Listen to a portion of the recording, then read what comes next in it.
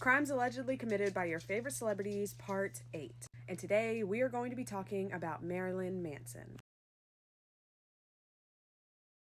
If you don't know who Marilyn Manson is, he is a consistently controversial artist that has been criticized for everything from his lewd behavior, promoting Satanism, inciting violence, and was even blamed for being the inspiration behind the Columbine mass shooting in 1999. In 2021, ex-girlfriend Evan Rachel Wood came out and accused Manson of alleged psychological and sexual abuse. Following Evan's accusations, over a dozen other women have come out with similar accusations against the musician. However, Manson has continued to deny any allegations of abuse and sexual assault.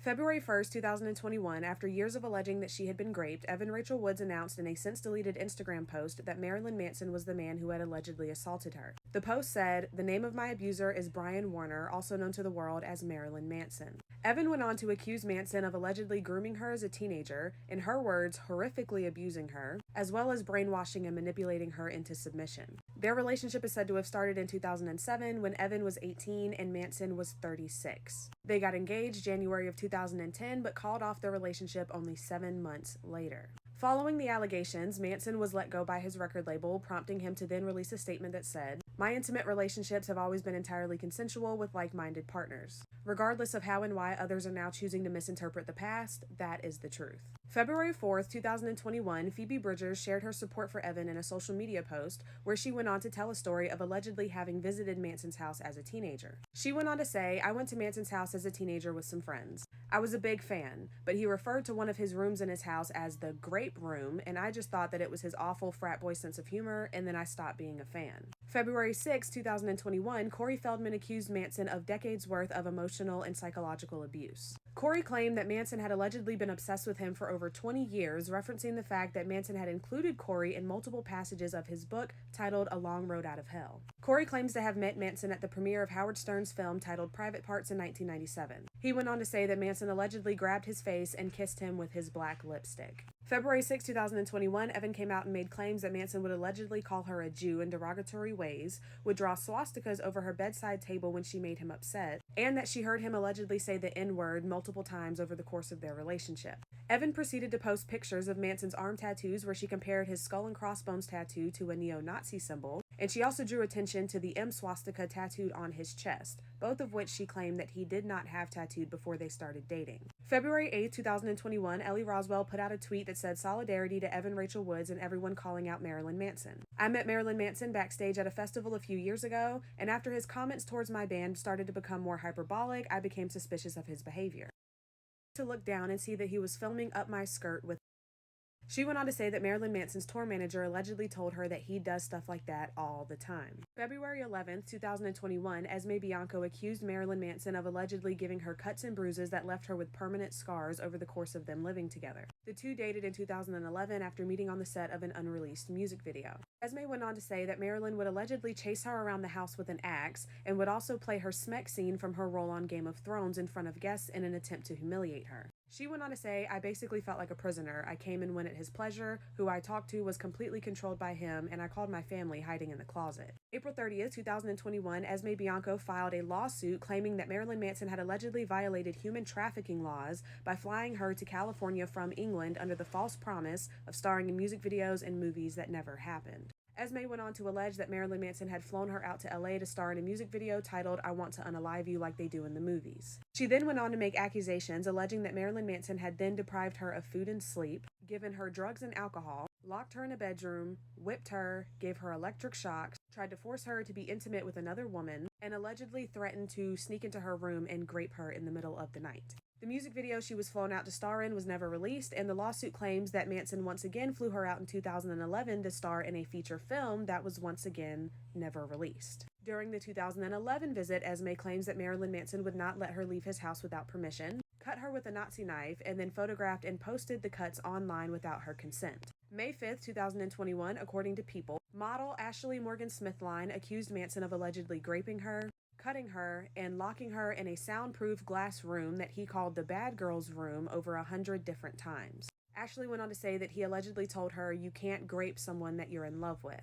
Manson's legal representation, however, released a statement that said there are so many falsehoods within her claims that we wouldn't even know where to begin to answer them. They also went on to deny her claims of having been in a 2-year relationship with Manson, saying that the relationship did not even last 1 whole week. May 28, 2021, an anonymous ex-girlfriend filed a lawsuit in LA against Manson under the name Jane Doe. Jane Doe went on to accuse him of alleged degrading acts of sexual exploitation, manipulation, and psychological abuse. Manson allegedly entered into a relationship with Jane Doe a year after his split with Evan. Jane Doe went on to accuse Manson of allegedly showing her a video of what looked to be a young fan crying while Manson threatened her with a gun and forced her to drink a cup of urine. Jane Doe went on to say that the video made her fear for her own life. Sources close to Manson, however, released a statement that said it was actually a scripted short film that was set to be used for a future project that was once again never released. Jane Doe went on to make allegations that in 2011, while trying to return a key to Manson's residence, she was allegedly raped by him and that he allegedly then threatened to unalive her. However, a judge went on to dismiss the case, saying that the woman's claims of having a repressed memory was not enough to overturn the statute of limitations surrounding the alleged crimes.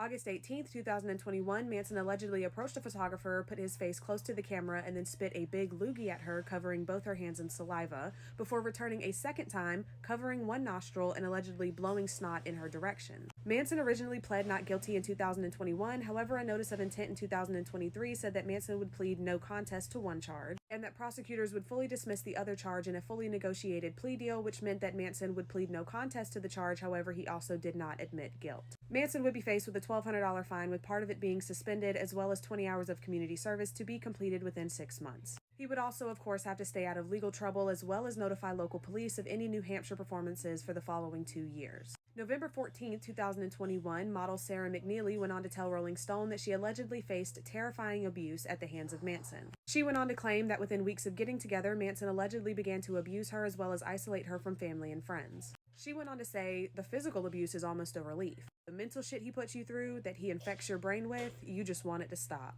January 23, 2022, Evan once again came forward with more accusations against Marilyn Manson, claiming that he had graped her on camera during the video shoot for his music video Heart-Shaped Glasses in 2007. Evan went on to allege that she was given absinthe on the set and that she was then styled as a character from Steven Kubrick's 1962 film Lolita, about a man who becomes sexually obsessed with an underage girl. Evan went on to say, it was nothing like I thought it was going to be. We started doing things that were not pitched to me. He had talked about a simulated smeck scene, but once the cameras were rolling, he started to penetrate me for real. I had never agreed to that, and it was complete chaos. Manson's lawyers, however, responded to the accusations in a statement that said, of all the false claims that Evan has made against Brian, aka Manson, her imaginative retelling of the making of the Heart-Shaped Glasses music video 15 years ago is the most brazen and easiest to disprove because there are multiple witnesses. April 27, 2022, Esme Bianco filed a new motion claiming that Marilyn Manson had blocked her opportunity to work with the band Deftones. The motion stated, in exchange for providing her images,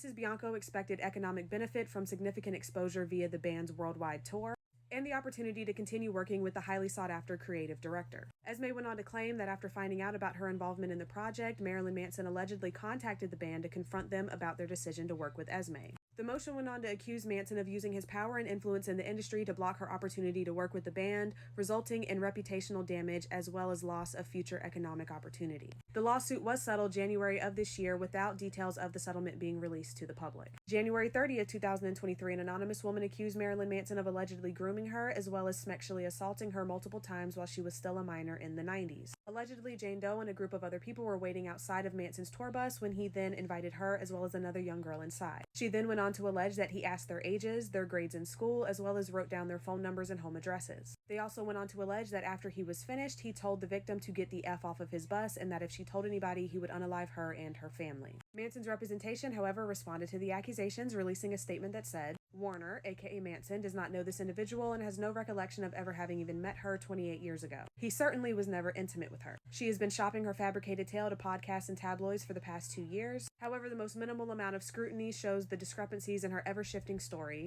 as well as her extensive collusion with other false accusers. Brian will not submit to this shakedown, and the courts will not fall for it either. So I don't know, you guys. Did you know about this?